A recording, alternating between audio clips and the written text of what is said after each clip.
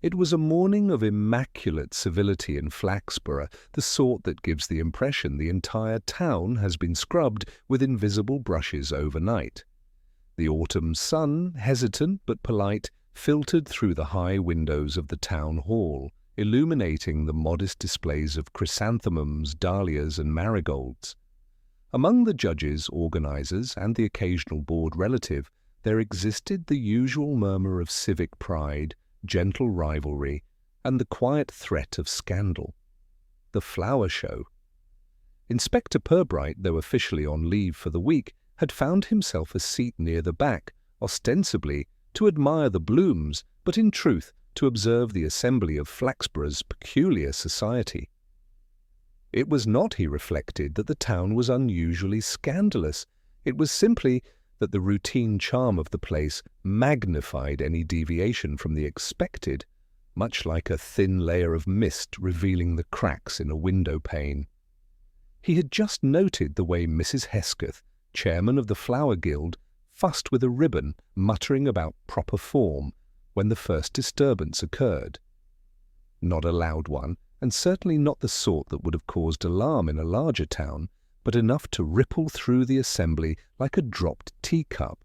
Father Ambrose, recently arrived in Flaxborough, and thus still imbued with a polite but visible enthusiasm for his clerical duties, had entered the town hall with his usual serene composure. Within moments, a commotion arose near the display tables. Someone had noticed that the sign for room 17, the small anteroom behind the main hall, ordinarily reserved for judges' deliberations, was ajar, and that the Reverend himself had, quite accidentally or otherwise, wandered inside with an expression that might charitably be described as embarrassed. A mild scent of incense lingered in the doorway, though it was unclear whether it belonged to the priest or the lilies he had brushed against. Mr. Tallis, a counsellor with an eye for protocol and a nose for gossip, coughed discreetly and muttered, "Well, that's certainly irregular," in a voice intended to carry just far enough to attract attention without direct accusation. The small audience responded as Flaxborough audiences always do, with fascination, polite curiosity, and immediate speculation. Mrs. Hesketh cleared her throat, her eyes narrowing. "I trust no flowers have been harmed?" she inquired, though it was evident that the fate of the lilies was far less interesting than the fate of propriety. Purbright, noting the quiet tremor of excitement, made no move to interfere. Instead, he allowed the mild chaos to play out. From the back of the room, one could hear the subtle, layered reactions. Miss Elspeth Bray, the librarian, whispering to her companion about the scandalous possibilities of clerical indiscretion. Mr. Longridge, proprietor of the sweet shop, nodding sagely as if he had anticipated such a breach for weeks. And young Timothy White, barely able to contain a giggle at the sight of the priest's evident discomfort. Father Ambrose, once he noticed the crowd's attention, made a formal bow, muttering apologies in a tone that suggested a desire to be anywhere else, preferably at a confessional. His gaze, however, did not meet anyone's for more than a fleeting second, which in Flaxborough, as Purbright knew, was the beginning of speculation's fertile soil. By the time the judges' deliberations resumed, room 17 had been closed and locked, and the priest had taken a seat several rows back, ostensibly to admire a particularly well-grown sunflower. But whispers persisted, and the seed of curiosity had taken root. Purbright, meanwhile, scribbled in his notebook a single, neutral observation. An ordinary day, punctuated by an ordinary distraction, yet the responses are revealing. He would, he knew, be hearing about this incident again. Indeed, the story would spread faster than the dahlias wilted, with every teller adding an embellishment, some suggesting the priest had conducted a secret examination of the judge's notes, others imagining a more corporeal impropriety. And yet, for all the gossip, the room's calm air remained largely undisturbed. Flaxborough as a town had long perfected the art of appearing serene, while entertaining the most delicate scandals in private. It was, in other words, the perfect introduction to the very particular case that would eventually draw Inspector Purbright back into active duty, though neither he nor anyone else yet suspected the quiet seriousness of what lay behind Room 17. For now the town returned to its flowers, its ribbons, and its small, civilized murmurs. And in the back row, observing the human machinery of propriety and deception with a faint smile, Purbright waited. The buzz of conversation began almost immediately after the flower show concluded, spreading through Flaxborough with the inevitability of ripples across a still pond. By mid-afternoon, even the most conscientious residents of the town, ordinarily devoted to their knitting circles, allotments, or afternoon teas, had formed opinions about Room 17 and the Reverend's apparent lapse. At the bakery, Mr. Longridge polished the counter while dispensing half slices of gossip along with slices of fruitcake. "Did you hear about Father Ambrose?" he asked, leaning conspiratorially toward Mrs. Trelawney, whose eyes widened behind her pince-nez. "Apparently well, it's quite indecent, if you ask me." Mrs. Trelawney, who considered herself an arbiter of moral correctness and floral aesthetics alike, shook her head with disapproval. "Indecent? In our little Flaxborough? Surely you exaggerate." The poor man looked quite embarrassed, I assure you. "Embarrassment," said Longridge, tapping his finger on the counter, "is the first sign of guilt, don't you know?" And he was certainly embarrassed. I saw it myself. Meanwhile, at the library, Miss Elspeth Bray circulated among her patrons with her usual efficiency, whispering to anyone who would listen. "The audacity of wandering into a private room uninvited," she said, pausing to raise her eyebrows. "And with such a knowing glance, too. One wonders what he was thinking." Purbright, who spent a quiet morning at the police station reviewing his notes from the flower show, observed these social reactions with characteristic patience. Gossip, he knew, was a sort of social barometer, its temperature rising and falling in ways that often revealed more about the town than the incident itself. And in Flaxborough, where reputation was carefully cultivated, every remark was a subtle fingerprint of personality. By late afternoon, the first formal inquiries had begun, though they were as understated as the town itself. Purbright called on Mrs. Hesketh first, ostensibly, to inquire about the flower judging, but, in reality, to confirm details of Room 17. She spoke at length, detailing the exact placement of the dahlias, the precise order of the ribbons, and finally, the moment the Reverend appeared at the doorway. "Did he touch anything?" Purbright asked casually, jotting notes with a pencil that never quite left the page. "Nothing at all," Mrs. Hesketh replied, "though of course one cannot be entirely sure. One does not know what goes on behind closed doors." Her tone was polite, yet tinged with an unmistakable sense of judgment.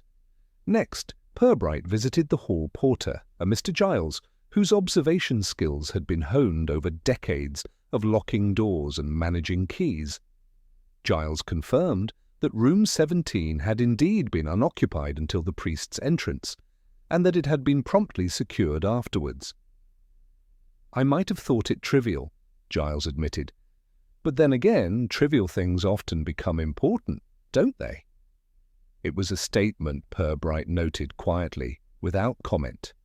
By evening, the townspeople were awash with speculation. Councillor Tallis, eager to resolve the matter neatly, suggested in the town council meeting that the incident was merely a lapse in judgment, nothing more. Most of his colleagues were relieved, while a few, like Mrs. Trelawney and Miss Bray, murmured about propriety and the fragility of respectability. And yet Purbright noticed a small, odd detail amid the polite chatter, a slip of paper caught between the radiator and the wall of Room 17. It had not been there the day before, or so he suspected, and while it seemed insignificant, he made a mental note to retrieve it at the first convenient moment. The following morning brought no dramatic developments, only the subtle, persistent hum of the town's social machinery. But in Flaxborough, subtlety was the soil in which the peculiar often flowered. Conversations hinted at grudges long buried, rivalries that had lain dormant, and secrets that were never fully concealed. Every remark, every polite question, every hesitant glance at the priest was a thread in a pattern that only careful observation could unravel. Purbright, returning to his office, reflected on human nature in Flaxborough. How civility often masked tension, how appearances were maintained with precision, and how small, almost imperceptible behaviours could reveal truths far more reliably than words alone. And so, quietly, methodically, he began piecing together a map of the town's intricate social web, aware that the first answers were rarely the right ones, and that the truth, when it appeared, would arrive with the calm inevitability of dusk settling over the market square. The Reverend's indiscretion, minor as it seemed, had nudged the town into a brief state of disorder. And in that disorder, Purbright recognized the opportunity, the first quiet clue, the faint tremor that would, in time, lead to the revelation of far more than anyone anticipated. The morning after the flower show, Flaxborough woke under the gentle impression that nothing had truly happened, though the town's undercurrent of curiosity had not abated. In a place like this, events did not merely pass. They were absorbed, reflected upon, and discussed in infinitesimal increments until their significance seemed amplified. Purbright arrived at the police station at his usual hour, expecting nothing more than the polite hum of routine. Yet the first visitor was already there, Mr. Tallis, the counsellor who had first voiced concern over the priest's unannounced excursion into room 17. Tallis had been pacing in the foyer, hands clasped behind his back, a faint frown creasing his forehead.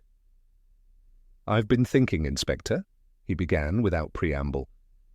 "It seems quite clear to me who might be responsible for stirring up such disturbance. I suspect young Mr. Redding from the local boarding school. He was spotted near the hall shortly before the incident. Mischief, if not outright insolence, is characteristic of his sort." Purbright listened with the utmost patience. He had heard many such pronouncements before, each bearing the calm authority of someone wishing to resolve matters quickly. "Indeed," he said, jotting a note in his book, careful not to betray any judgment. "And what evidence do we have that links Mr. Redding to the priest's movement in room 17? Tallis faltered slightly. "Well, none precisely, Inspector, but the boy has a reputation, and the timing is suggestive." Purbright inclined his head. Reputations, he knew, were often far less reliable than human behavior observed under scrutiny. He would follow the suggestion politely, allowing it to lead him, not mislead him. He spent the remainder of the morning quietly interviewing several witnesses. Miss Bray, despite her evident excitement over the scandal, confirmed that she had seen Mr. Redding lingering near the hall's side entrance, though she could not confirm what he had been doing. The hall porter, Mr. Giles, had seen the boy exit the premises looking slightly dishevelled, and had assumed he had been attending to some minor school errand. Meanwhile, Father Ambrose maintained a composed reserve, answering questions politely and without elaboration, yet revealing more through subtle gestures, a nervous clearing of the throat, a slight hesitation before replying, a downward glance when asked about the room's occupancy. To the casual observer, these were signs of embarrassment. To Purbright, they were data points, neutral and awaiting correlation. By late afternoon, the first obvious suspect had solidified in the minds of the townsfolk. Young Redding. He was known for curiosity, for minor transgressions in school, and for a propensity to wander in places where he might not strictly belong. It was a tidy conclusion, for those eager for order. Councillor Tallis announced at the town hall that he would write a letter of caution to the boys' headmaster, confident that the matter could be settled quietly. Yet Purbright withheld judgment. As he returned to his office, he found his attention drawn to the small, odd detail he had noticed during the flower show. The slip of paper caught between the radiator and the wall of room 17. It seemed trivial, almost laughably insignificant, yet it occupied a prominent place in his thoughts. Human nature, he reflected, often revealed itself most clearly in what people overlooked. He retrieved the paper. It was unassuming, a folded slip with faint pencil marks likely overlooked by anyone entering the room in haste. Unfolding it revealed a series of numbers arranged in no immediately discernible order, and a single, curious word: 17. Purbright set the paper aside, allowing its presence to simmer quietly in his mind. The coincidence of the number, the location, and the incident could not be ignored. It suggested attention to detail, a deliberate mark rather than a chance occurrence. Yet he could not yet identify the hand that had left it. That evening, the town's gossip had crystallized into certainty. Mr. Redding, by common consensus, had caused the mild scandal. Parents, shopkeepers, and council members all nodded sagely, sharing the relief that the case seemed neat, resolved, and contained. But Purbright, in the quiet of his office, was aware of a small tension beneath the surface.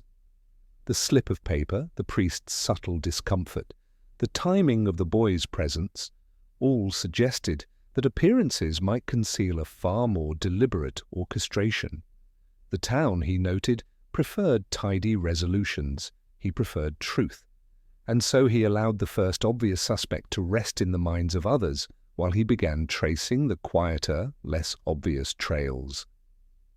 The ordinary had been disrupted, and within that disruption lay a pattern that only patience, observation, and gentle probing could reveal. By the time night fell over Flaxborough, the town had returned to its customary rhythm: lamps lit, doors bolted, gossip subsiding into murmurs. Yet for Inspector Purbright, the real investigation had just begun.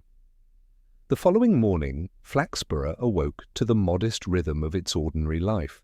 Shopkeepers arranging their wares with quiet precision, schoolchildren shuffling along the pavements in neat lines, and the post arriving slightly late as it often did on Tuesdays.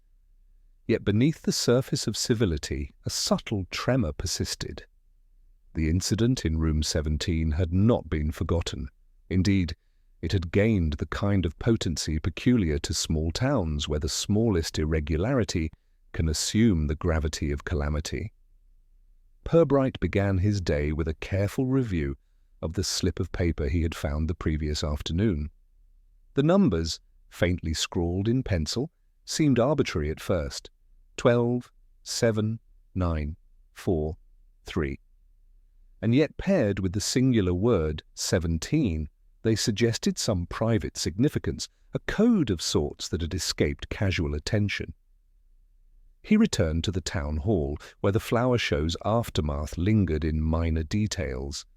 The slight smudge on the judge's table, the bending of a ribbon near the dais, the faint impression of footprints on the polished floor. Each minor anomaly, overlooked by most, held a particular interest for Purbright. While inspecting the hall, he overheard a conversation between two council clerks. "I don't know why Father Ambrose went in there," said the younger clerk, glancing nervously toward room 17. "Perhaps to retrieve something he misplaced?" "Nonsense," replied the elder, sighing. "He wouldn't do anything so improper. Still, it was odd, very odd." Purbright, standing a few feet away under the pretense of adjusting the window blinds, noted the emphasis on the word odd. In Flaxborough, such emphasis often masked a delicate anxiety, a sense of things being just slightly askew. He filed it mentally alongside the slip of paper. Later, he visited Mr. Giles, the hall porter, under the guise of confirming routine arrangements for upcoming events. Giles, a man who took pride in meticulous records, mentioned casually that a misplaced ledger had been discovered behind room 17 the previous week. "A ledger?" Purbright asked, feigning curiosity. "Yes," said Giles. "Hardly anyone would notice it, but it contained the accounts for the Flower Guild. Odd, isn't it? How things keep turning up in that room?" Purbright's mind began linking details. The priest's entrance, the slip of paper, the misplaced ledger, all clustered around room 17, yet none directly incriminated the boy, Mr. Redding, whom the town had already deemed responsible. A subtle pattern emerged. The room itself seemed almost like a silent witness, holding evidence of behaviors carefully masked from casual observation. By mid-afternoon, he encountered Miss Elspeth Bray in the library. She spoke at length about the moral fibre of Flaxborough's residents, carefully intertwining her concern for propriety with fascination over the priest's brief indiscretion. "Do you think it was intentional?" she asked, eyes wide. Purbright answered cautiously. "Intentionality is difficult to ascertain from the outside. One must first understand the pattern of actions, then the pattern of motives. Only then might we approach intention." She nodded, impressed by the patience in his response. Purbright noted her reaction as part of his continuing observation of human nature. Subtle cues, he knew, often revealed more than the loud assertions of gossip. As he returned to his office that evening, he paused outside room 17. The door remained closed, quiet as a secret, and the slight creak of its hinges hinted at recent use. He retrieved the slip of paper once more, comparing its contents with his mental inventory of small anomalies, footprints, smudges, minor displacements, whispered observations. By the time he sat down to review his notes, the significance of the trivial oddities began to coalesce. The slip of paper was more than a discarded fragment. It was a signal, a trace of human behavior left deliberately, yet subtly. Flaxborough's apparent calm, he realized, was only the surface of an intricate web of habits, rivalries, and minor transgressions. The day concluded with the usual quiet. Shop shutters clicked closed, lamps glowed softly in tidy windows, and the town, outwardly serene, carried on as if nothing had occurred. Yet Purbright knew the undercurrent persisted. Small details, overlooked or misinterpreted, often contained the key to truth. Room 17 had revealed itself as more than a mere anteroom behind the hall. It was, in its own understated way, the focal point of a mystery that was only beginning to unfold. By midweek, Flaxborough's curiosity had matured into what might politely be described as community-wide speculation. The flower show, once a simple celebration of horticultural skill, now existed primarily as a backdrop to the incident in room 17. In conversations across the town, at the bakery, in the library, at the bowling green, residents revisited the event repeatedly, each retelling adding nuance, embellishment, or personal judgment. Purbright began to expand his inquiries beyond the immediate participants. It was clear that the first suspect, young Mr. Redding, while convenient for the town's desire for resolution, was too neat a target. Small towns, he reminded himself, often required the slow gathering of human patterns rather than the rapid pinning of blame. He first visited Mrs. Hesketh once more, this time under the pretext of confirming upcoming Flower Guild arrangements. She welcomed him warmly, though with evident curiosity. "Have you considered, Inspector," she said as she adjusted a ribbon on a sunflower display, "that perhaps others might have had occasion to enter room 17? The hall is open to many, and one never truly knows where people have wandered." Purbright's note-taking was discreet. "Certainly, Mrs. Hesketh. Would you mind if I spoke with the guild members individually?" "Oh, by all means," she replied, smiling faintly. "I should warn you, though, that some of them have sensitive dispositions." He began with Mrs. Trelawney, who described a series of minor grievances she held against several residents, quiet annoyances over seating arrangements, slight slights during committee meetings, and long-standing debates over the proper display of chrysanthemums. Each grievance, trivial as it seemed, provided a pattern of interpersonal tension. Next, he spoke with Mr. Longridge, proprietor of the sweet shop. The man was cheerful, polite, and thorough in his observations. "You see, Inspector," he said, cutting a slice of sponge cake with precision, "one cannot ignore the subtle rivalries in Flaxborough. The town is orderly, yes, but every orderly town has its undercurrents. Take the Guild, for example. There are those who feel unjustly judged and others who feel their taste is superior. Room 17. Well, that room has been the stage for more disagreements than I care to recount." Purbright's interest was piqued. A room, ostensibly mundane, now revealed itself as a locus of competing motives. He jotted another note: Room 17, focal point of grudges, petty rivalries, minor resentments, not merely an incident of curiosity. By late afternoon he visited the boarding school to speak further with young Mr. Redding, not as an accuser, but as an observer. The boy was cooperative, articulate, and, in his own way, delightfully candid. "I was curious," Redding admitted, "but I didn't touch anything, only looked through the window. I thought it was interesting, that's all." Purbright nodded, noting the subtle honesty in the boy's tone. There was no bravado, no attempt to mislead, only curiosity, a trait that could easily be misinterpreted in a town eager for scandal. Meanwhile, new figures emerged in the periphery of his enquiries. Mr. and Mrs. Chadwick, recent arrivals from Lincolnshire, had expressed polite concern about Room 17, but in conversation with Purbright, it became apparent that their concern masked a lingering irritation with local custom. They had, as it turned out, hoped to enter the Flower Guild in the previous year, but had been subtly discouraged. Their interest in the priest's actions was therefore tinged with personal dissatisfaction. By evening, Purbright returned to his office, the web of potential motives slowly taking form. It was no longer a simple question of one curious boy or an embarrassed priest. The town itself, with its carefully managed civility, contained layers of tension, concealed rivalries, and minor resentments. Room 17 had merely been the stage upon which these latent human traits made themselves visible, if only briefly. He reviewed the slip of paper once more. The numbers remained a quiet anomaly amid the growing complexity of human behavior, a solitary piece of evidence hinting at deliberate attention, yet not immediately explicable.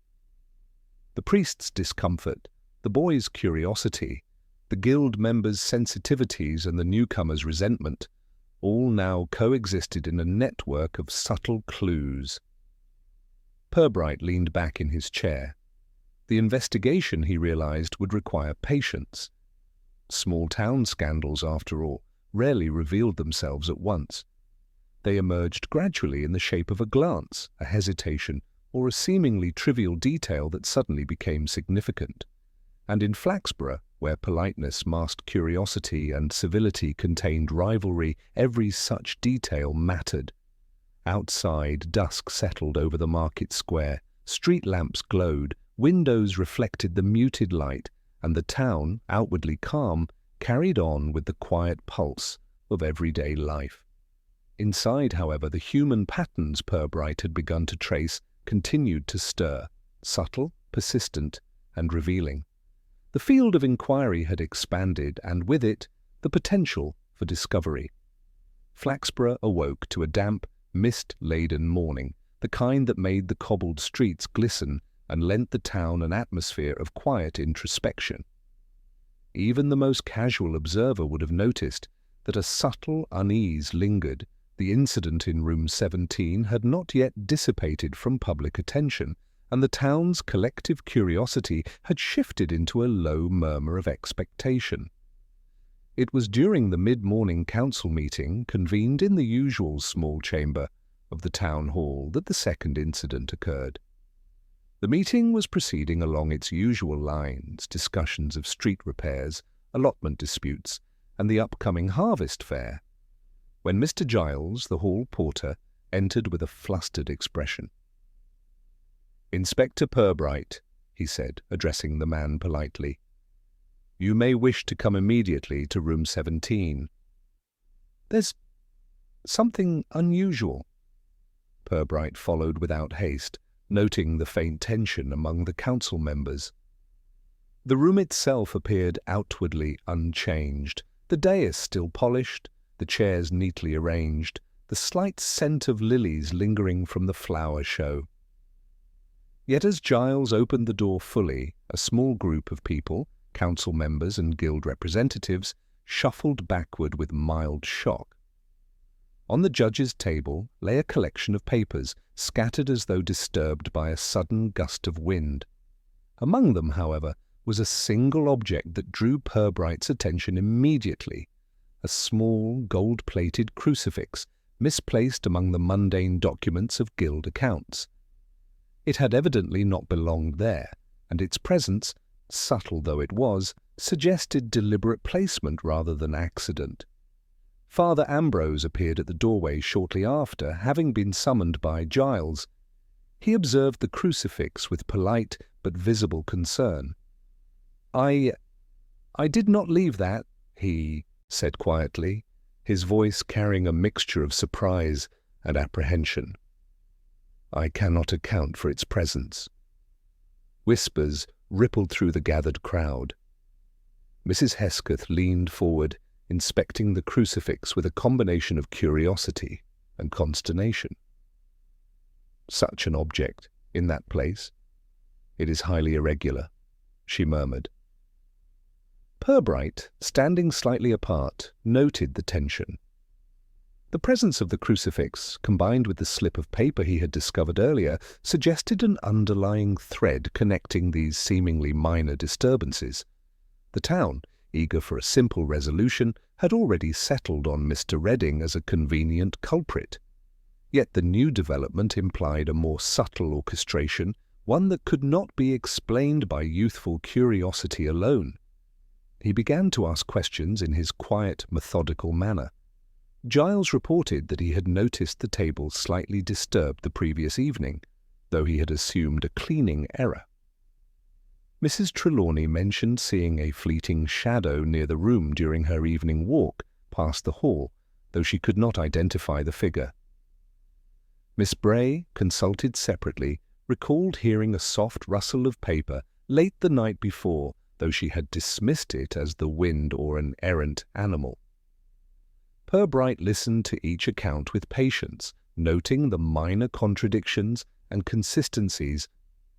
Each testimony, seemingly trivial, helped to form a lattice of human behavior, revealing tendencies, habits, and perhaps hidden motives. By afternoon, he had returned to the slip of paper, comparing its numbers to the items now found in room 17. Though he could not yet discern a direct connection, the recurrence of the number 17, both in the room and the cryptic notation, suggested deliberate design. Someone, he realized, was manipulating attention, leaving faint traces without making themselves immediately visible. Meanwhile, Flaxborough's social network responded predictably. Gossip intensified, drawing in new observers. Mr. Longridge speculated in his shop about divine symbolism. Miss Bray composed an internal narrative linking minor town grievances to clerical secrecy, and Councillor Tallis fretted over the potential embarrassment to the Flower Guild. Even Mr. and Mrs. Chadwick, the recent arrivals, found themselves weighing the incident against their lingering resentments about exclusion from civic events. Purbright's reflection on the morning's discoveries revealed a subtle truth. The first apparent culprit, Mr. Redding, remained convenient but insufficient. The second incident had broadened the field of inquiry, introducing an element of deliberate misdirection and highlighting that room 17, quiet, unassuming, and overlooked, was more significant than anyone had yet realized. By evening, he returned to his office, the faint mist outside blurring the outlines of the town. The crucifix rested on his desk alongside the slip of paper. Together they formed an unusual pairing of clues, one tangible, one cryptic, both pointing toward intention rather than accident. Purbright leaned back in his chair, a faint smile playing on his lips. The town expected tidy resolutions, convenient scapegoats, and a swift conclusion. Yet the truth, he knew, rarely permitted such simplicity. The pattern was emerging slowly, layer by layer, through observation, reflection, and the patient accumulation of minor but telling details. Room 17 had quietly become the fulcrum of an intricate mystery, and Purbright's task was to follow the subtle shifts until the full picture revealed itself. Outside, the lamps glimmered through the mist. Flaxborough carried on with its routines, yet beneath the calm surface, a complex web of human behavior had been nudged into motion. The second incident had altered the course of speculation, and the town, predictably, inevitably, would respond in ways that revealed both the ordinary and the unusual in equal measure. The evening that followed the second incident was unusually quiet for Flaxborough, though not for Inspector Purbright.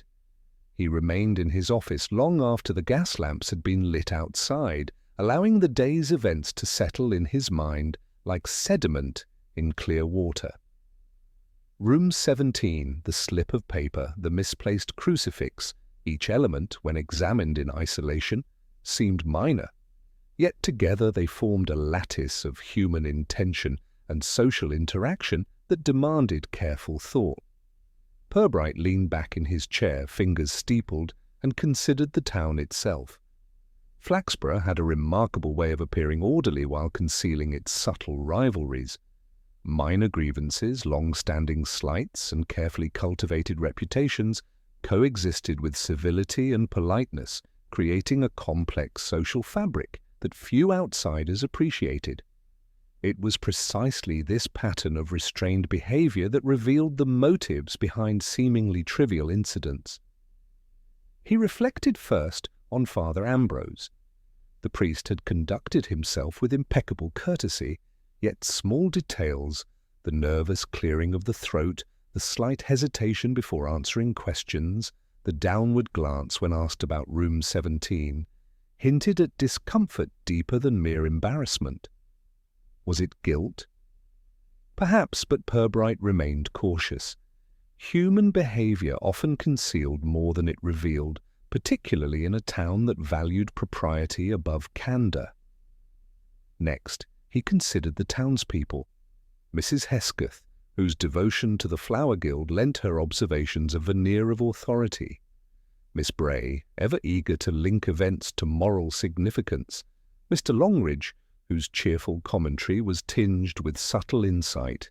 And the newcomers, Mr. and Mrs. Chadwick, whose polite concern was underlain by personal dissatisfaction.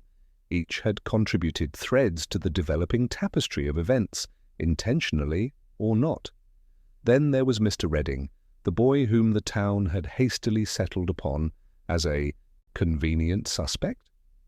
His curiosity was evident, his explanations consistent and plausible, yet Purbright sensed the boy's innocence in the manner of his speech, the honesty in a slight nod, the absence of self-conscious hesitation, the unguarded cadence of a young voice unaccustomed to duplicity. Small-town consensus, while comforting to its participants, was not always a reliable guide to truth. Purbright turned his attention back to the slip of paper and the crucifix. The paper, with its cryptic numbers and the word 17, suggested deliberate thought and the careful placement of clues. The crucifix, gold-plated and seemingly out of context among mundane documents, hinted at a desire to attract attention without overt action. Together they formed a pattern that suggested intention. Someone had orchestrated subtle disruptions, guiding perception while concealing motive. He considered human nature itself. People, he mused, often acted less from malice than from habit, curiosity, and the desire to maintain appearances. They left traces, slips, hesitations, small gestures that only a patient observer could detect. In a town like Flaxborough, where politeness masked tension, these traces were amplified, revealing layers of motive that the participants themselves might scarcely recognize. Purbright allowed himself a faint smile. The field of enquiry, once tidy and neatly framed around Mr. Redding, had expanded in subtle but important ways. Room 17, the slip of paper, the crucifix, the reactions of the townspeople, all suggested a more intricate orchestration than casual observation might allow. The first obvious solution, while satisfying to the public, had been insufficient. He made notes for the next stage of his investigation. A careful test of motive and opportunity would be necessary, conducted politely without alarm or confrontation. Human behavior, when observed with patience and subtlety, often revealed its own contradictions. In Flaxborough, such contradictions were the key to discerning truth from polite fiction. As night deepened and the town settled into its usual rhythm, Purbright contemplated the path ahead. The second incident had expanded his understanding, but the solution remained just beyond immediate grasp. The patterns of minor disturbances, grudges, and carefully concealed intentions demanded patient unraveling. And, as always, the town itself would offer the evidence, if only one knew how to observe it. By the time he finally extinguished his lamp, he felt a quiet anticipation. The investigation would proceed not with abrupt confrontation, but through the deliberate application of human insight, gentle observation, and subtle questioning. Flaxborough, as he knew well, would eventually reveal its secrets, not in dramatic gestures, but in the understated telling details of everyday life. The following morning, Flaxborough carried on with its routine, as though the flower show and the incidents in room T17 were but faint memories. Shopkeepers opened their doors promptly, the baker arranged his pastries with habitual precision, and school children raced along the cobbled streets, leaving behind the soft echo of leather shoes and laughter. Yet in the calm, Purbright recognized the persistent undercurrent of curiosity and caution, the subtle anticipation of small revelations, which only patient observation could unravel. Purbright decided it was time for a gentle test, a careful probe, to observe the human responses that could reveal intention without the need for confrontation. He arranged a meeting with Father Ambrose, ostensibly to discuss arrangements for the church's upcoming harvest service. The priest, punctual and polite, entered the office with the same serene composure he had maintained since the flower show, though Purbright noted the faint tension in his hands and the slight tremor in his voice as he spoke. "It is good of you to see me, Inspector," Ambrose said, taking a seat with measured grace. "I hope your inquiries have not caused undue concern." "Not at all, Father," Purbright replied, speaking slowly, deliberately. "I merely seek to understand a few of the town's routines. Flaxborough has a remarkable way of intertwining civility with curiosity." The priest nodded politely, eyes flicking toward the slip of paper Purbright had placed subtly on the desk, folded in plain view but not directly addressed. Ambrose's gaze lingered for a fraction longer than etiquette demanded, a detail Purbright noted with interest. "About room 17, Purbright began casually. "It seems to attract a certain attention. Curious that such a small space might hold so much significance, don't you think?" Ambrose shifted slightly, a subtle tightening of the shoulders that could have gone unnoticed. "I suppose one does not always realize the impressions a room might leave," he said carefully.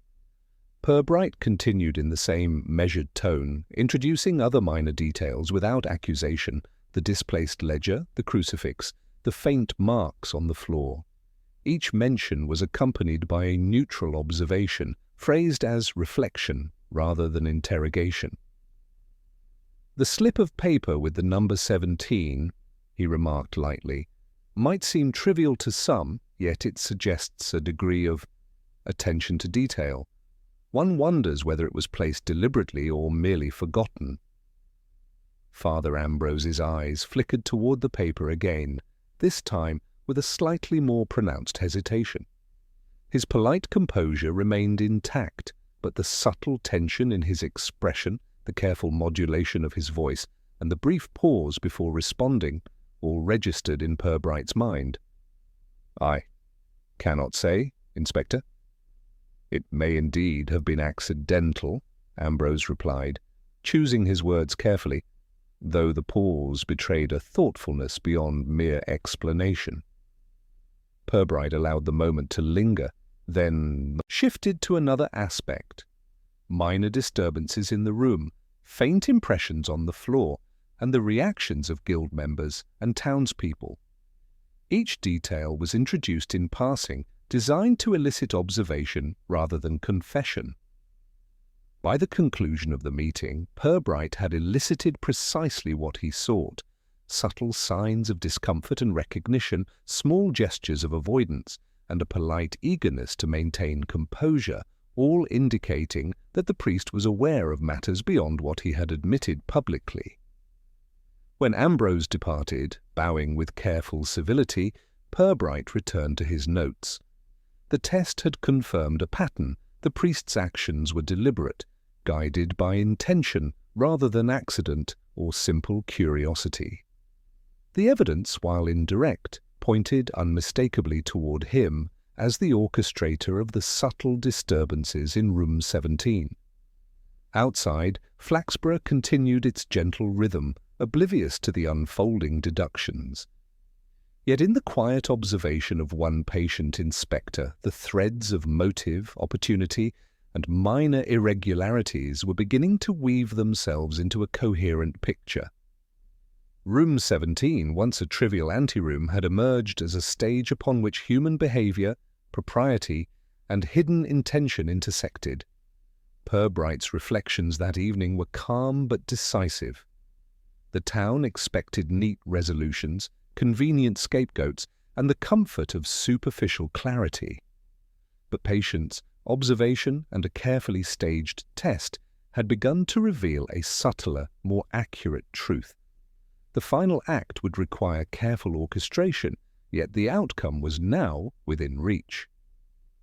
The following morning, Flaxborough seemed to hum with its habitual quietude, the kind that allowed conversations to flow unobtrusively in shops, libraries, and the occasional tea-room.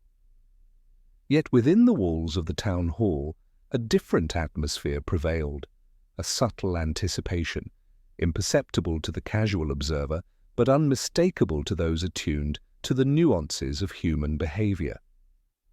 Purbright arrived early, arranging the meeting with Father Ambrose, Mrs. Hesketh, Mr. Longridge, and a few council members under the guise of a routine discussion about upcoming church and civic events. The attendees, unaware of the true purpose, took their seats with the usual politeness, their curiosity tempered by habit and expectation. Purbright began in his customary calm manner. "Thank you for coming. I thought it appropriate, after recent occurrences, to review a few details and consider them collectively." He paused, letting the words sink in. "Room 17, as we know, has been the focus of attention for some days. A small room, perhaps unremarkable in appearance, yet one that has attracted unusual activity." Mrs. Hesketh adjusted her spectacles, leaning slightly forward. "Indeed, Inspector, it has been rather perplexing." Purbright continued, his tone even and civil. "The flower show itself proceeded without incident, yet shortly thereafter a series of minor disturbances were noted: a slip of paper bearing numbers and the word 17, a misplaced crucifix, and subtle alterations to objects within the room. Individually, each might be dismissed. Together, however, they suggest deliberate attention. He looked toward Father Ambrose, whose hands rested politely on the table. It is evident, Father, that these actions were carried out by someone familiar with both the room and the sequence of events, someone who understood the timing and placement of objects to attract observation without immediate recognition. Ambrose's fingers tightened around the edge of his chair, though his posture remained formal. I do not know what you mean, Inspector, he said carefully. Purbright offered a faint smile. Observation in Flaxborough often reveals more than words. Human behavior leaves traces, hesitations, gestures, and subtle reactions. The slip of paper, the crucifix, the minor disturbances, each a small indicator, yet together forming a coherent pattern. He paused, allowing the weight of his statement to settle.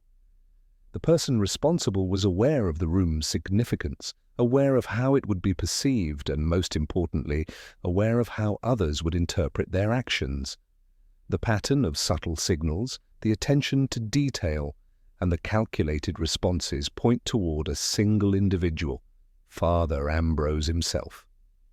A brief silence followed. The council members and guild representatives exchanged glances, unsure whether to react with disbelief or polite acknowledgement. The priest, maintaining composure, inclined his head slowly. "You are correct, Inspector," he said quietly. "I did indeed place the paper and the crucifix as you have described. My intention was never harmful, nor was it meant to cause scandal. Rather, I sought to draw attention to the room's history, to its small but important role in the flower show's organization, in a manner that would highlight the diligence of those involved and provoke reflection on oversight." Purbright listened, noting the calm and deliberate tone of Ambrose's explanation. The priest had not lied, nor had he attempted to deflect responsibility. Instead, he had orchestrated a subtle lesson, one that relied on human curiosity and observation rather than direct instruction. "The town, naturally," Purbright said, turning slightly to address the others, interpreted the events according to its expectations, focusing on convenience and known reputations. It is human to assign blame swiftly, yet careful observation, consideration of subtle clues, and attention to human behavior revealed the true cause. Mrs. Hesketh inclined her head, a faint smile playing on her lips. "I see. And so the room's significance has been demonstrated." "Precisely," said Purbright. "No harm was intended, yet human curiosity and social habits allowed a series of misunderstandings to flourish. The outcome, though amusing in its subtlety, reminds us that appearances rarely tell the full story." The priest nodded politely, acknowledging both the correctness of the deduction and the gentle reproach inherent in its delivery. The council members murmured approval of Purbright's method, appreciating the civility of the revelation and the absence of public embarrassment. Purbright concluded with the customary understatement. "Flaxborough has once again provided a demonstration of its own subtleties. Room 17 remains unaltered, yet its small disturbances have yielded a lesson in observation, patience, and the careful interpretation of human behavior." Outside the town hall, Flaxborough carried on in its usual rhythm, unaware of the quiet satisfaction achieved within. The flower show continued to provide conversation, the market stalls offered their customary wares, and the town's polite equilibrium endured. Within the hall, however, the subtle orchestration had been recognized, the mystery resolved, and the human patterns underlying the incidents revealed with the calm civility that was the hallmark of Inspector Purbright's work. The days that followed the reveal unfolded with the quiet regularity for which Flaxborough was renowned. Life resumed its usual rhythms, marked by predictable gestures, shopkeepers arranging their shelves with exacting care, children hurrying along cobbled streets with neatly tied scarves, and the post arriving with the gentle inevitability of habit. Yet beneath this familiar surface, Subtle changes had occurred, shifts in awareness, small adjustments in social observation, and an underlying appreciation for nuance that the town had not previously acknowledged. Father Ambrose carried himself with the same polite composure as before, though his interactions now held a faintly self-conscious grace. He was aware that his actions in room 17 had attracted attention and reflection, yet the town's response, understanding rather than reprimand, allowed him to continue his duties without disruption. The incident had become, in a sense, an understated lesson in human observation, a reminder that minor disturbances could reveal significant truths when approached with patience. Mrs. Hesketh, in her role as organizer of the Flower Guild, spoke with Purbright privately one afternoon. "It seems," she said, adjusting a ribbon on a prize-winning sunflower, "that the room has acquired a certain notoriety. Yet I find it amusing rather than concerning. The town's curiosity has been engaged, and yet no harm has been done." Purbright inclined his head. "Indeed, Mrs. Hesketh, small disturbances often elicit large reactions, but careful observation allows understanding to prevail. Flaxborough, as ever, demonstrates both the human tendency to speculate and the capacity for civility." The townspeople, meanwhile, returned to their familiar routines, though their conversations now included an added layer of reflection. Shopkeepers remarked on subtle details that had previously escaped notice. Parents commented on minor behaviors of children with new attentiveness, and members of the Flower Guild found themselves observing each other with a polite but slightly heightened awareness. The town, in its own quiet manner, had absorbed a lesson in patience, observation, and the interpretation of small clues. Mr. Redding, once the convenient scapegoat for gossip, continued his school days unremarkably, though he had gained a modest reputation as a curious and careful observer, a reputation earned, in part, by the indirect lessons of Room 17. Purbright noted the boy's continued integrity with approval, recognizing that innocence and honesty were often discerned through subtle, consistent behavior rather than overt statements. The slip of paper and the crucifix, the objects around which speculation had initially swirled, were quietly returned to their places or retained as records of minor irregularities. They were no longer evidence of wrongdoing, but reminders of the town's capacity to misinterpret appearances and the value of attentive observation. As the week drew to a close, Purbright spent his time returning to routine paperwork, reviewing reports with methodical care, and reflecting on the subtle interplay of human behavior that had defined the investigation. Flaxborough had once again provided a tableau in which civility, curiosity, and minor tensions intersected to produce a narrative far more intricate than outward appearances suggested. Outside, the streets glowed under the late afternoon sun. Lamps cast soft light over the cobbles, shop windows displayed their goods with the calm regularity of habit, and the town's rhythm continued, unbroken, yet subtly enriched by the recent events. In the quiet of his office, Purbright appreciated the understated complexity of the investigation, the careful observation, the patient accumulation of minor clues, and the polite resolution that revealed truth without spectacle. He allowed himself a moment of satisfaction. Flaxborough, in its understated way, had once more confirmed the value of patience, civility, and attention to detail. The mystery of Room 17 had been unravelled not by forceful interrogation or dramatic revelation, but by careful observation, subtle testing, and an understanding of human nature that transcended gossip and conjecture. Flaxborough awoke to another gentle morning, the market square bathed in soft sunlight, and the quiet hum of routine moving like a familiar river through its streets. Shops opened with meticulous care, children scuttled along the pavements with neatly tied scarves, and the scent of freshly baked bread drifted from the bakery, mingling with the faint perfume of blooming lilacs. The town appeared unchanged, yet beneath the surface a subtle awareness lingered, a recognition that minor disturbances, however trivial, could illuminate unexpected truths. Inside the town hall, Purbright had convened a small gathering. Father Ambrose, Mrs. Hesketh, Mr. Longridge, and several council members were seated, their expressions polite, attentive, yet tinged with curiosity. The inspector had invited them under the pretext of discussing routine civic matters, but the purpose was clear: the final clarification, the weaving together of all threads, and the subtle closure of the mystery that had quietly unsettled the town. Purbright began in his calm, measured manner, speaking directly but without accusation. We have spent several days observing and considering the events surrounding Room 17. What appeared, at first, to be an ordinary curiosity has revealed itself as a series of deliberate acts, executed with both care and subtlety. He gestured toward the slip of paper and the gold-plated crucifix, laid carefully on the table.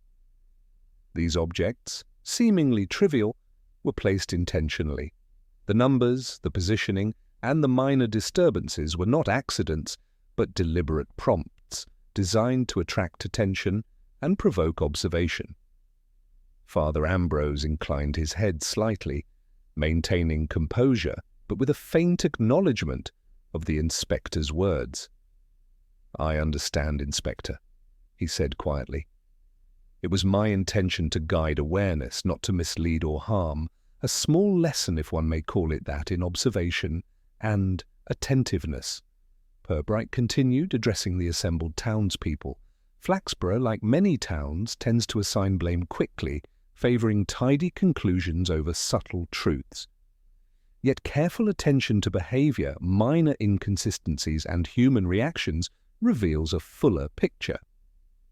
In this case, the orchestrator of these subtle disturbances was indeed Father Ambrose. His actions were deliberate, measured, and ultimately harmless, yet instructive.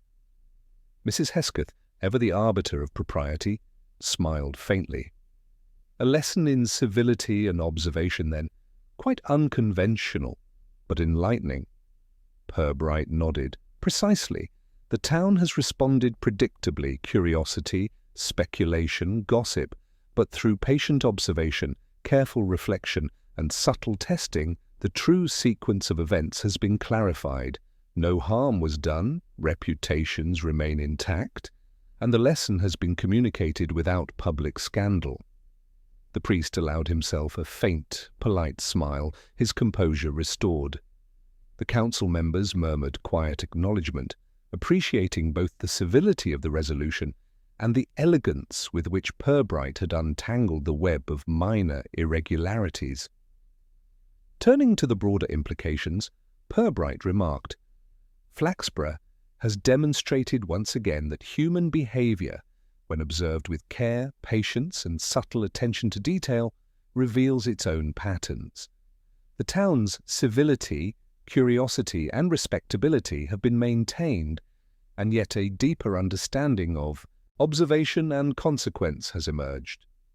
He concluded with his characteristic understatement.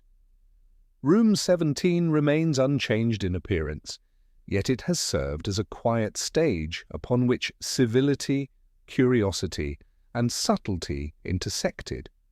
The town may carry on as before, but with a renewed awareness that minor disturbances often conceal lessons far larger than their scale suggests." The meeting concluded, and as the attendees departed, Flaxborough resumed its usual rhythms: shopkeepers tending to customers, children hurrying to school, and the soft murmur of everyday life weaving through the streets. Yet Purbright, seated once more at his desk, reflected on the case with quiet satisfaction. The town had revealed its truths not in dramatic gestures but in subtle signals, human reactions, and the patient pursuit of observation over speculation. Outside, the sun dipped toward the horizon, casting long, gentle shadows over cobbled streets. Flaxborough, outwardly serene, had absorbed the quiet lessons of Room 17. and within the orderly calm, the inspector returned to his habitual work, content that civility, patience, and subtlety had prevailed. The end.